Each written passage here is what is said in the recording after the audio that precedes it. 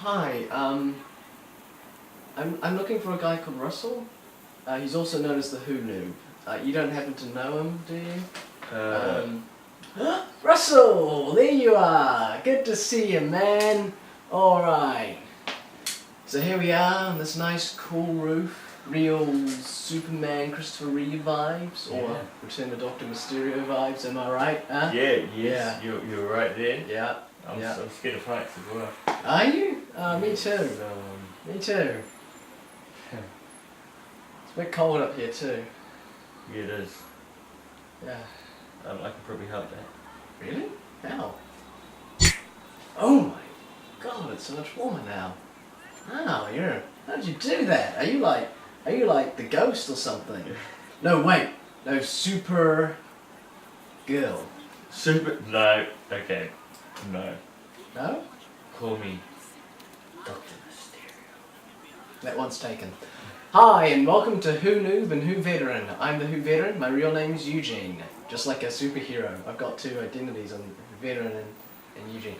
Anyway, by day I'm a Doctor Who fan, and by night I'm still a Doctor Who fan. I know almost all there is to know about Doctor Who. He's Russell, aka the WhoNoob, so he's the super villain, I guess. No, don't worry. You're my sidekick, not super villain. I'll be the super villain. I'll be the super No, I insist. You be my sidekick. So by day you're a Doctor Who noob, and by night you're, well, you're asleep. And you've only been watching Doctor Who since Peter Capaldi started being the Doctor. But not so much of a noob anymore, though, because it has been a couple of years since Capaldi came on, eh? Yeah. But hey, WhoNoob, it's catchy. I think we keep it. Yeah. Alright. Yeah. I can't be a... Well, I could be a... Psychic. Psychics don't talk back to their heroes. Can I ask you a question? Did Robin once become Batman? After... Oh, no comment. no comment. No comment. Alright. Let's get into some of my points, eh? Yeah. Let's talk about this episode that we've been dreading for ages. Yeah. Just a shame. It's been a year about Doctor Who, a whole year about Doctor Who, and yet the first episode had come along in ages. We've kind of been dreading it because the trailers and stuff have been so horrible. Well, I never saw the trailer, but from what I heard from you, it sounded like it was going to be awful. Yeah. Now, but fortunately, should we say what we thought right now? Yeah. I thought it was awesome. Me too. Yeah, I was so expecting this to be a bad episode, but lo and behold, it's actually really quite good. Yeah. And I think I hit it out of the park. Somehow they managed to make superheroes work in the Doctor Who universe, and they kept it funny, but moments of darkness, and there was some creepy imagery. Yeah, it could have just turned into rubbish, but they did it really well, I think. And they also did it in a way that they tipped the hat to superhero movies and almost took the mickey out of them, but without saying that they were stupid. Do you know what I mean? It's like at no point were they saying superhero movies are ridiculous, but they definitely sort of had some kind of jokes. Yeah, it was the same kind of vibe that the Sam Raimi Spider-Man trilogy had. Yeah, it was that as in as well. Yes, the superhero genre is kind of ridiculous, but that doesn't mean it's stupid. Yeah. It was that kind of acknowledgement of how ridiculous it is, without calling but it still stupid. taking itself somewhat seriously though, and I quite like that tone for the superhero genre. And it was a fine line to. Yeah, it's a hard line to walk, because it's very easy to go one way or the other, to go like too ridiculous or too serious, but they did it well. This episode walks that line quite well.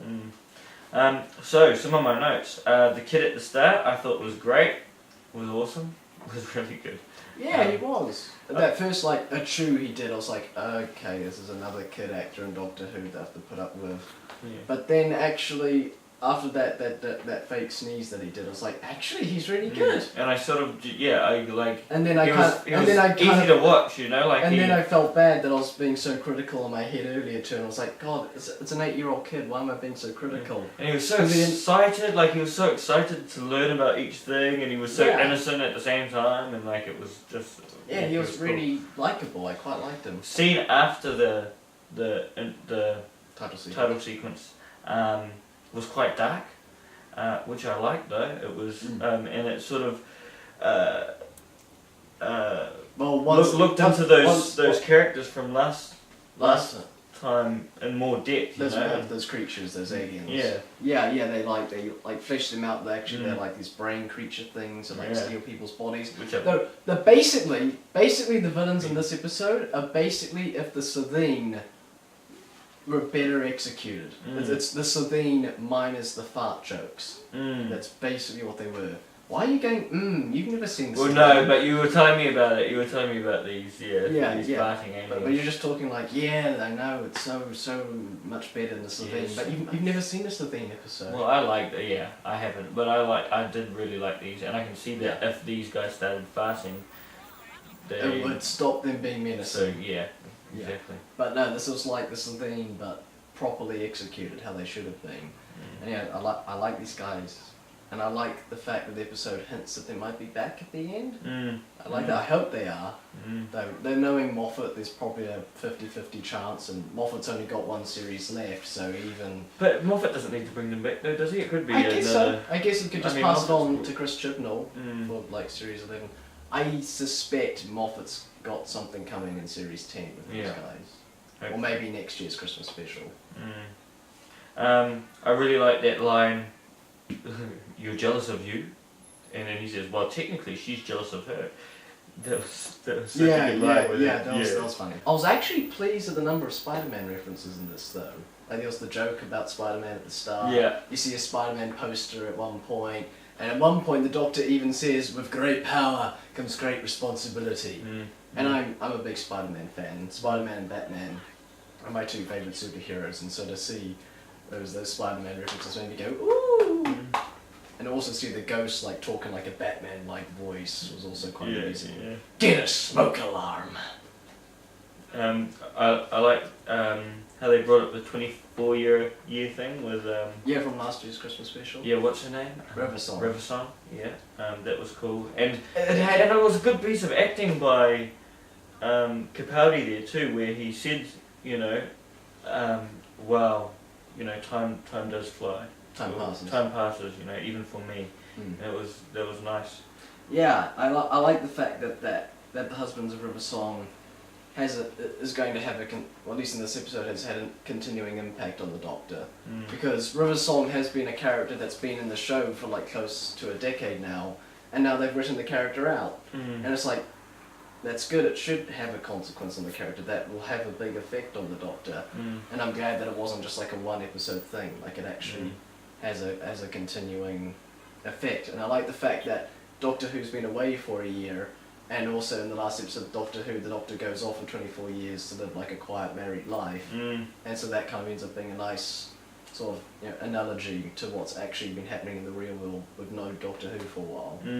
Similar to how when Doctor Who came back from its 16-year-long break in 2005, they had the whole Time War thing as, again, like an analogy to shows had a big break and the world's changed a lot since. And I've also got, what do you think about them calling him Dr. Mysterio? Because the whole idea of him as being called Doctor Who, I mean, it could just be this. It's a good kind of like double joke because Mysterio is the name of a Spider-Man villain, and Dr. Mysterio is what Doctor Who is called in Mexico, I believe.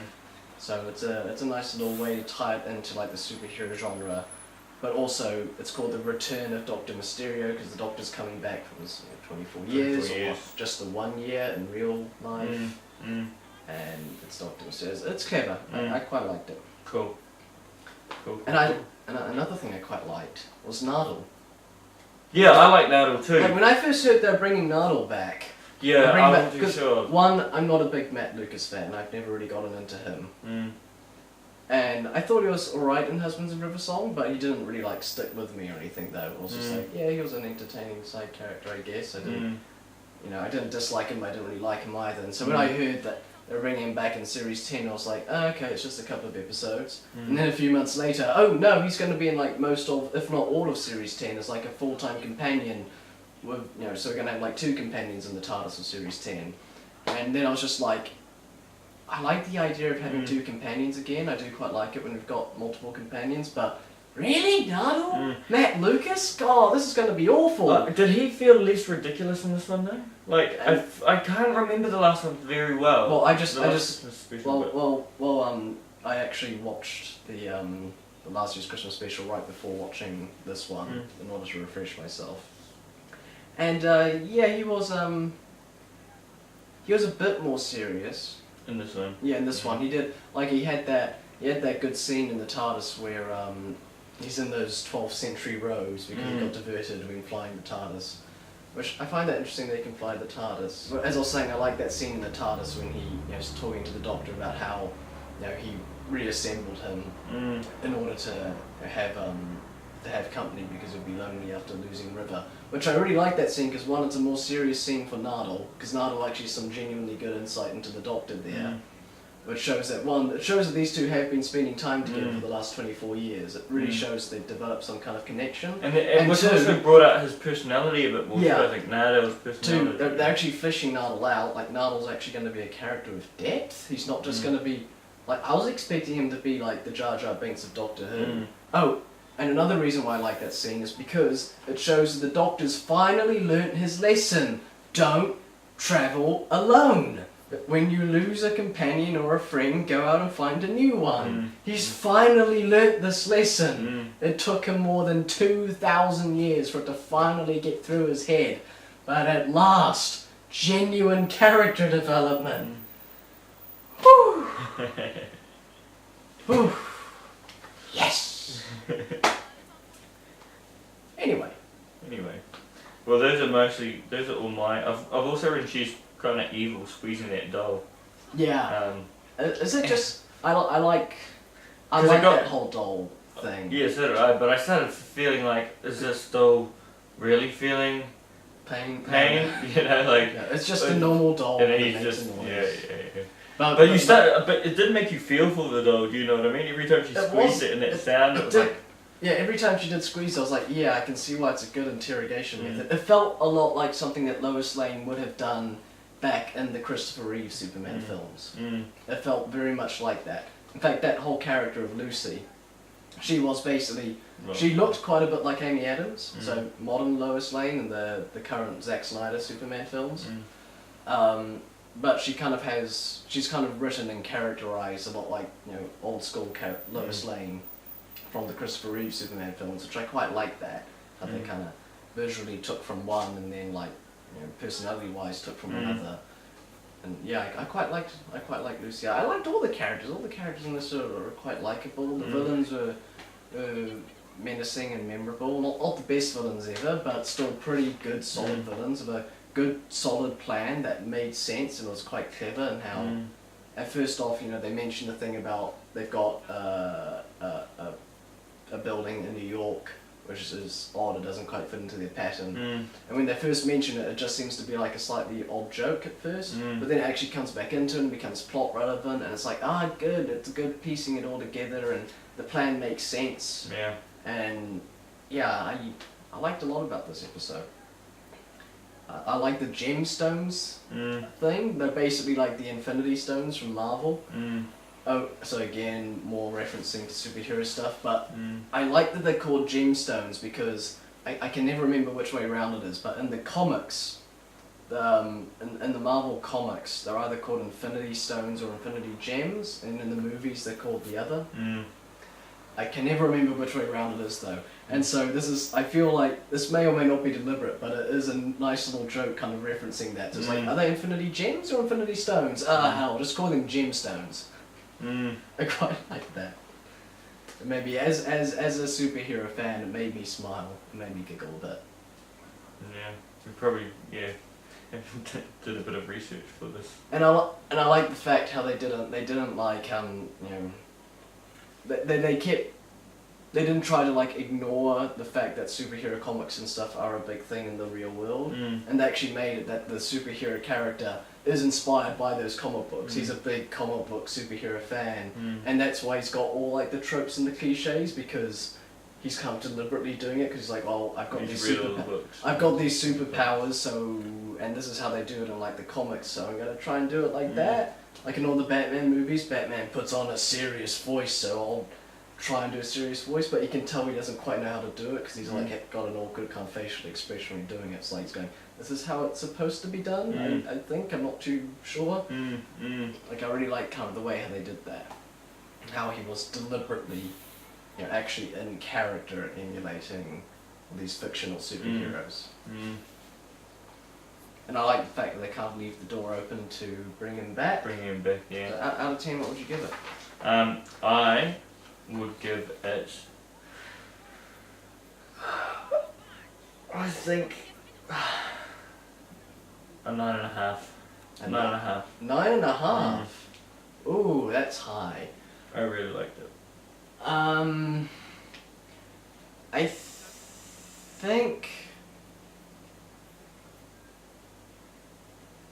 I think I'm just going to go an 8 out of 10. So the fact that you go 9.5 makes you think maybe I should go for a 9, but I think I'll just go for an 8 out of 10. This was a good, fun, light-hearted story with some nice sort of more sort of underlying kind of emotional elements, like having River Song actually have an impact on the Doctor, and having him accept that loss rather than try and go off and, you know, bring her back to life through time travel things and like he did with Clara and stuff. No, he just accepts the loss and move on.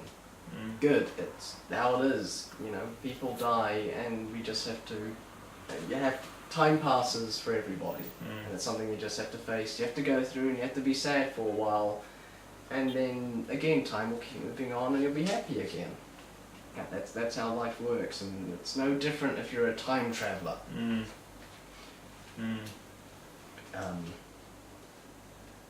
You know, I got sidetracked there. I can't exactly remember my point. But overall, this was a fun story. I really enjoyed it. And I'm starting to look forward to Series 10 now. Yeah, I'm stunned that I'm actually quite looking forward to Series 10 now. I'm stunned that I like Nardal. I'm stunned that I like this episode.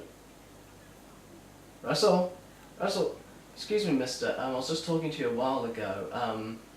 See, I was doing a review with this guy called Russell, and he's just vanished again. I don't know where he's gone. I mean, we're on a rooftop. I hope he didn't fall off. Go on, Russell! Excuse me. Call 911.